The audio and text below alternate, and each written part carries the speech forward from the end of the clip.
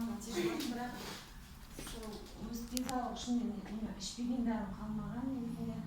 Өйткені менде удаление матки, яичник бәрі. Бұрында енді ол кезде емі болмаған кезде. Вы потеряли органы после операции? После операции менде постоянно спайка болды. Сонымен ауырып жүрдім. Осы 2 февраль күні қолыма тиді осы элев. Сол күннен бастап іше бастадым.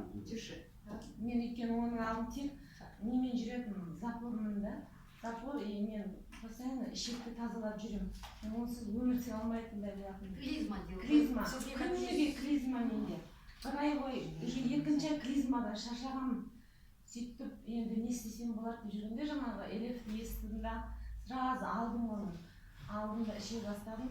Өйткені менде кишечник уже таза болды да, маған сразу әсер етіп бастады.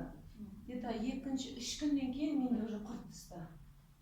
Кәдімгідей үлкен жапырақ болып қалды. Бұны салмайды ма екен? Одан кейін мен жаңағы спайка, ауырып бір жерім көріп жеп тұратын. Смотрите, кишечник нормализовался. Каждый день вы ходите по большому, без клизмы. Бір жерім қатты бүйтіп ауырып тұратын, оны немін ешкім таппады. МРТ қанша рет түсіріп жатыр, мен уже ойладым, мен уже даже өлуге дайындалдым уже ше. Мүмкін осы мен ішектен кететін шығармын деп та. Сөйтіп бір жерім алып тұрған жерім сразу қойды. Жаңа элевтен кейін ішім жүре бастады, сондай запор кетті.